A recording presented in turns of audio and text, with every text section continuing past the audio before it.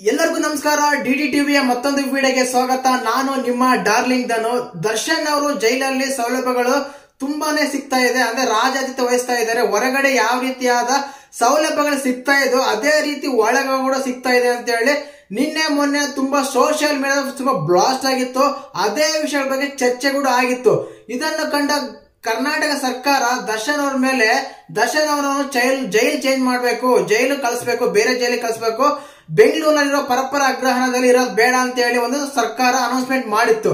ಮತ್ತೆ ಅನೌನ್ಸ್ಮೆಂಟ್ ಏನಾಯ್ತು, ದರ್ಶನ್ ಅವ್ರನ್ನ ಯಾವ ಜೈಲಿಗೆ ಹಾಕಿದ್ರು, ಯಾವ ಜೈಲಿಗೆ ಕಳಿಸಿದ್ರು ಅಂತೆಲ್ಲ ಮಾಹಿತಿ ತಿಳ್ಕೊಳ್ಳೋಣ. ದಯವಿಟ್ಟು ಚಾನಲ್ ಯಾರು ಹೊಸ ನೋಡ್ತಾ ಇದ್ರೆ ಮಿಸ್ ಮಾಡಿದ್ರೆ ಸಬ್ಸ್ಕ್ರೈಬ್ ಮಾಡಿ, ಲೈಕ್ ಮಾಡಿ, ಶೇರ್ ಮಾಡಿ. ರೇಣುಕಾಸ್ವಾಮಿ ಕೊಲೆ ಪ್ರಕರಣದಲ್ಲಿ ದರ್ಶನ್ ಅವರು ಒಳಗಡೆ ಇರೋದು ಎಲ್ಲರಿಗೂ ಗೊತ್ತಿರೋ ವಿಷಯನೇ.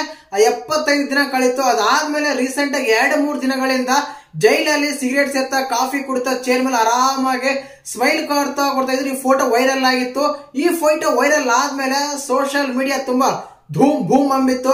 ಅದಾದ್ಮೇಲೆ ಒಂದು ವಿಡಿಯೋ ಕಾಲ್ ಅಲ್ಲಿ ವೈರಲ್ ಆಗಿತ್ತು. ವಿಡಿಯೋ ಕಾಲ್ ಅಲ್ಲಿ ಮಾತಾಡೋದು ಅದು ಕೂಡ ವೈರಲ್ ಆಗಿತ್ತು. ಈ ರೀತಿಯಾದ ಒಂದು ಯಾವಾಗ ವೈರಲ್ ಆಯ್ತು, ದರ್ಶನ್ ಅವರಿಗೆ ಜೈಲಲ್ಲಿ ಇರುವಾಗ ಒಂದು ಕೈದಿಗೆ ಒಂದು ಅಪರಾಧಿ ಇರುವ ಒಂದು ಟ್ರೀಟ್ಮೆಂಟ್ ಯಾವ ಸಿಗ್ತಾ ಇಲ್ಲ, ಆ ರೀತಿ ಟ್ರೀಟ್ ಮಾಡ್ತಾ ಇಲ್ಲ. ಅವರು ಆರಾಮಾಗಿ ಒಂದು ಸೆಲೆಬ್ರಿಟಿ ತರನ ಇದ್ದಾರೆ ಒಳಗಡೆ ಅಂತ ಗೊತ್ತಾದ್ಮೇಲೆ ಅವ್ರನ್ನ ಬೇರೆ ಜೈಲಿಗೆ ಶಿಫ್ಟ್ ಮಾಡ್ಬೇಕಂತ ಹೇಳಿ ಸರ್ಕಾರ ಆದೇಶ ಮಾಡಿತ್ತು. ಅದು ಆದೇಶ ಮಾಡಿದ್ಮೇಲೆ ದರ್ಶನ್ ಅವರು ಈಗ ಇಡೀ ಕರ್ನಾಟಕದ ಅತಿ ದೊಡ್ಡ ಜೈಲ್ ಅಂತ ಏನಂತ ಕರಿತೀವಿ, ನಮ್ಮ ಬಳ್ಳಾರಿ ಜೈಲಿಗೆ ಶಿಫ್ಟ್ ಮಾಡಿದ್ದಾರೆ. ಇದಂತೂ ಸತ್ಯ, ಇದು ಪಕ್ಕ ಮಾಹಿತಿ ಕೂಡ ಆಗಿದೆ.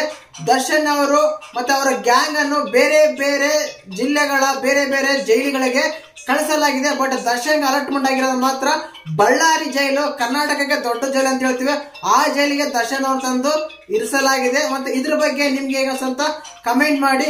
ಜೈ ಹಿಂದ್.